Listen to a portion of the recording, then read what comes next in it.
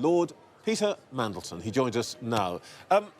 Peter, you heard my interview with Sharon Graham. How did it feel to be in bed, I'm speaking politically, with Sharon Graham? Look, I agree with Sharon Graham. We need more than policy tweets. Oh, blimey, let's stop the show now. We've got the headline. You've got the Peter headline. Mandelson and Sharon Graham. Hold on. A new alliance. Hold on. I agree that we need more than policy tweaks and we need more than small twists of the policy dial. Yes, I'm happy to be bold, but not bold and stupid. Okay? Oh, so you're not going to be campaigning for the nationalisation of Centrica and BP? Do you know what I'm going to be campaigning for? I'm going to be campaigning for a Labour government that's going to invest in home insulation that will create energy security and efficiency in people's homes. I'm going to be campaigning for a Labour government that's going to get British workers building electric vehicles. I'm going to be campaigning for a Labour government that's going to get steel workers making green steel, not passing £96 billion worth of public funds to the shareholders in BP and other energy companies. OK, so now you know what bold and stupid is. Bold, yes. Stupid, no. Let battle be joined. Let's talk about you and not... I don't want to spend all my time refereeing you and Sharon, but let's talk about you. We've been talking, discussing, arguing about politics. I think we discovered 50 years now. We are indeed, both of us, older than we look. Indeed.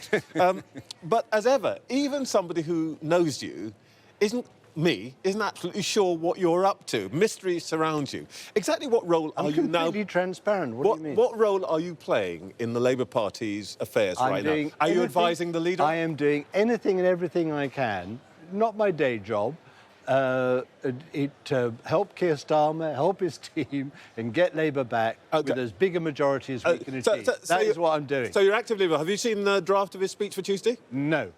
OK, all right. So now you're not part of the inner circle, but you're advising him to be... I'm way out on the fringe somewhere. OK, you're advising him to be bold, so does Sharon. You're not going to be doing the same thing. I want to talk to you about what you think boldness means. Wes Streeting told me this morning that, he's already said that the Tories have laid waste to the NHS. He's got this idea about scanners, 170 million, overtime for staff and so on. Do you think that really matches up to the task? Labour's telling us we've got to build a massive new block of flats, and they're giving us 2 bricks and a trowel. Yeah, no, in the first instance, yes, I think it does add up. I mean, you've got to look at every single part of the public financial budget and see where you can switch spending in order to make a difference. But I'm talking about the scale of ambition. However, in the medium and long term, you've got to do far more. Now, what Wes, Keir Starmer have said about the National Health Service is that it's not just got to be got up off its knees, it's got to be transformed. And in my view, it's going to be transformed principally by 2 things. First of all, making it less of a sort of hospital bed based, cure you and do your best when you've got ill, to a preventative primary healthcare focused system that stops people getting so ill in the first place. Secondly, the use of data, which is being generated in huge quantities, and its use in diagnostics and in other areas of healthcare, is going to transform the National Health Service in the medium and long term. Now, that's going to take investment, and that has to be built up properly. But creating that sort of direction of travel, for the NHS and other public services is as important as making an immediate difference to public services by switching spending wherever they can. But you, when you came in 1997, you had money. There was growth coming. This Labour government won't have any money because there isn't any money left. And I'm trying to get from you what you think would represent the scale of change that really would transform the NHS. What are the kinds of things that would make it completely different? For example, more private sector involvement? Wes Streeting has made it absolutely clear. If we can, sort of, as it were, pay for and commandeer private healthcare in order to meet the needs of NHS patients, so be it. Look, needs must. You've got to take a very pragmatic approach to these things. But Trevor, you do put your finger on a really important point compared now with 1997. In 1997, when we were campaigning with Blair and Brown, the British economy was growing. What they had to do was to put their feet firmly down on the economic accelerator. Compare now. Can't do it. We've basically got to jumpstart, restart the entire economy. It's a completely different kind and scale of economic challenge that we're facing now. And surely that demands even more radical action. And the reason why I am such a strong supporter of what Starmer is saying and doing on the economy is, first of all, because he recognises that, and he knows that of the 5 big policy missions he's set for the Labour Party and the next Labour government, economic growth is the most important. He knows that, in a sense, only a government can create the economic and political stability that we need in order to win the confidence of markets to finance public investment.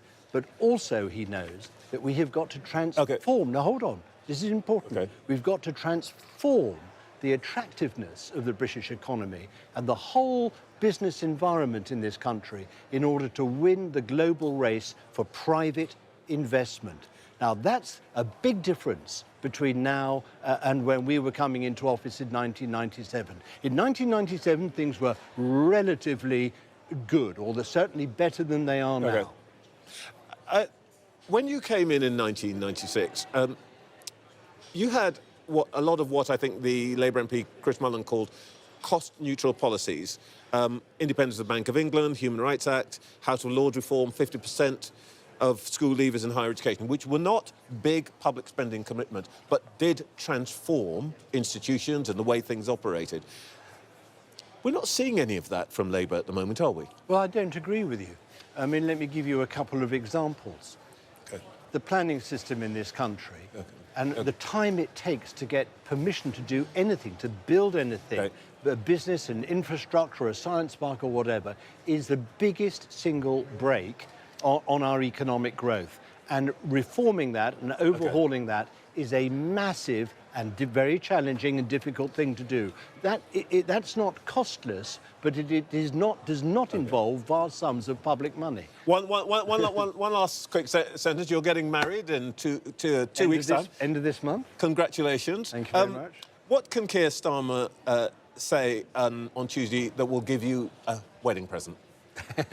He can continue to do what he's already doing at the moment, and that is to sort of bring the Labour Party across the line from being weird to being normal again, which he's done very successfully. And secondly, he can give this country what it needs, its future back, with a stonking great British Labour Party majority at the next election. OK, very good. Absolutely a message.